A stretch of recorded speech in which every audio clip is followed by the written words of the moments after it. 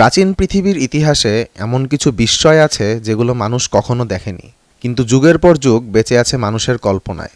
এমনই এক বিস্ময়ের নাম ব্যাবিলনের শূন্য উদ্যান। প্রাচীন বিশ্বের 7 আশ্চর্যের মধ্যে এটি আজও সবচেয়ে রহস্যময়।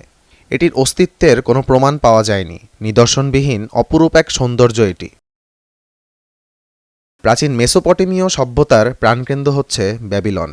টাইগ্রিস ও ইউফ্রেটিস নদীর মাঝখানে গড়ে ওঠা এই নগরে মানুষ শিখেছিল আইন, স্থাপত্য আর জ্যোতির্বিজ্ঞান। খ্রিস্টপূর্ব 18 শতকে রাজা হাম্বুরাবির হাত ধরে ব্যাবিলন পরিণত হয় এক শক্তিশালী সাম্রাজ্যে।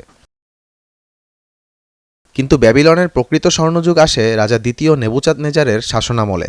বিশাল প্রাসাদ, 8 কিলোমিটার দীর্ঘ নগর প্রাচীর, আর ঠিক তখনই ইতিহাসের পাতায় উঠে আসে এক অবিশ্বাস্য বাগানের কথা। কথিত রয়েছে রাজা নেবুচাদনেজার এই উদ্যান নির্মাণ করেছিলেন তার স্ত্রী মিডিয়া পাহাড়ের রাজকন্যা অ্যামিটিস অব মিডিয়ার জন্য। রাজা নেবুচাদনেজার তার স্ত্রীর মন ভালো রাখতে গড়ে তোলেন কৃত্রিম এক পাহাড়ি স্বর্গ। আকাশে ঝুলে থাকত বলেই এর নামকরণ করা হয়েছিল হ্যাঙ্গিং গার্ডেন্স অফ ব্যাবিলন। প্রায় 100 ফুট উঁচুতে এই উদ্যান নির্মিত হয়েছিল স্তরিত টেরেস কাঠামোতে। ইউফ্রেটিস নদী থেকে চক্রাকার যন্ত্রে তুলে আনা হতো পানি। আম, খেজুর, আঙুর, গোলাপের সমাহারে এটি ছিল মরুভূমির বুকে এক সবুজ স্বর্গ।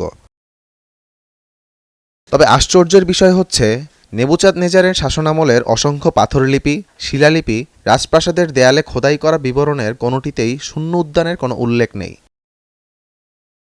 যদি এটি তার সবচেয়ে বৃহৎ স্থাপত্য হতো তবে তিনি নিশ্চয়ই তা লিপিবদ্ধ করতেন, কিন্তু এমন কিছু খুঁজে পাওয়া যায়নি।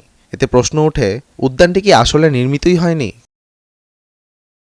1992 সালে প্রত্নতত্ত্ববিদ স্টেফানি ড্যালি একটি নতুন তত্ত্ব হাজির করেন। তার মতে ব্যাবিলনের শূন্য উদ্যান ছিল নিনেভে শহরে এবং এটির নির্মাতা ছিলেন আসিরীয় রাজা সেন্নাকেরিব। সেখানে পাওয়া গিয়েছে পানিতোলা যন্ত্র, সেচ নালা এবং আকাশছোঁয়া বাগানের শিলালিপি। ভাষাগতভাবে ব্যাবিলন ও নিনেভে এর কিংবদন্তি গুলিয়ে গেছে। গ্রিক লেখকরা হয়তো নামের বিভ্রান্তি করেছেন। এই তত্ত্ব অনুযায়ী প্রকৃত ব্যাবিলনের শূন্য উদ্যান নেবুচাদনেজারের নয়, বরং সেন্নাকেরিবের কীর্তি। তাহলে প্রশ্ন থেকে যায়, শূন্য উদ্যান কি আসলেই ছিল, নাকি এটি ইতিহাসের সবচেয়ে সুন্দর কল্পনা? ব্যাবিলনে খনন কাজে উদ্যানের কোনো স্পষ্ট ধ্বংসাবশেষ এখন পর্যন্ত পাওয়া যায়নি। এমনকি ব্যাবিলনের রাজাদের লিখিত রেকর্ডেও এর কোনো উল্লেখ নেই। ব্যাবিলনের শূন্য উদ্যান হয়তো একটি কাব্যিক কিংবদন্তি, আবার হয়তো এটি ইতিহাসের এক হারিয়ে যাওয়া স্থাপত্য, যার নিদর্শন এখন বালির নিচে নিঃশব্দে ঘুমিয়ে আছে। আহমদ জামিল হক, নয়া দিগন্ত।